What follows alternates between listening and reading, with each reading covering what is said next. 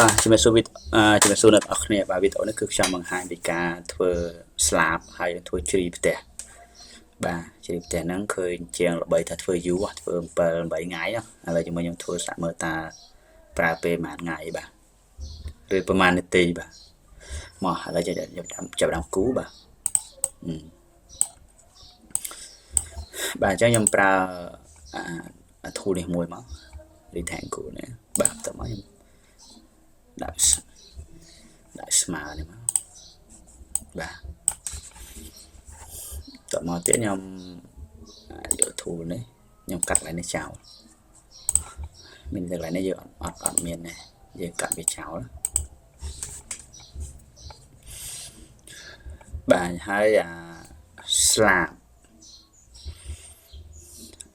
យើងចាប់ដាក់ចេញ slab slab ខ្ញុំយក40ចុះបាទមក30បាទយើងយក30 slab យើងថែមមួយឥតទៀតអញ្ចឹង40អញ្ចឹងខ្ញុំយក40ចុះបាទហើយពីដានយើងទម្លាក់ពីដានចូលទៅក្រោមបន្តិចមកទម្លាក់ទៅប៉ុណ្ណឹងទៅបានពីដានបាទអញ្ចឹងបន្ទាប់មកយើងចាប់ផ្ដើម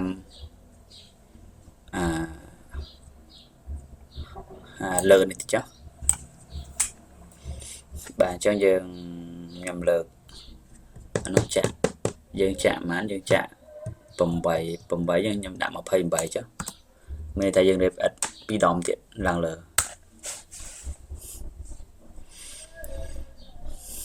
បាទនេះខ្ញុំចាក់ប៉ុណ្ណឹងហើយយើងត្រូវដក10មានតែយើងទុកបាតខ្ញុំទុកតែ20ជាងក៏បានឬក៏ខ្ញុំទុក10ទៅបានណាចា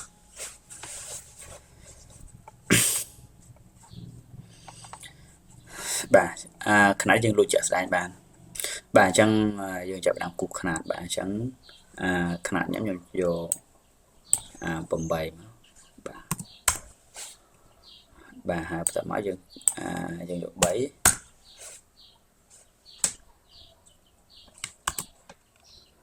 បាទហើយបន្ទាប់មកខ្ញុំយក3បាទខ្ញុំយក8ទៀតមក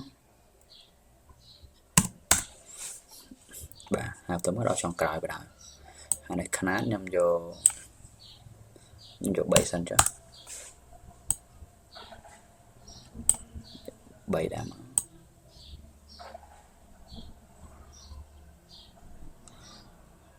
បាទប៉ុណ្ណឹងចុះ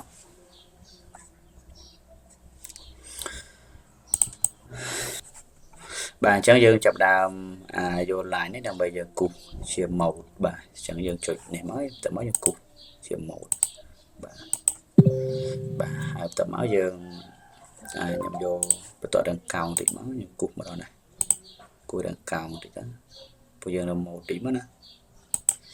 បាទហើយយើងថែមបន្តិចទៀតមកយើងគូសឲ្យត្រូវវាបាទដល់មក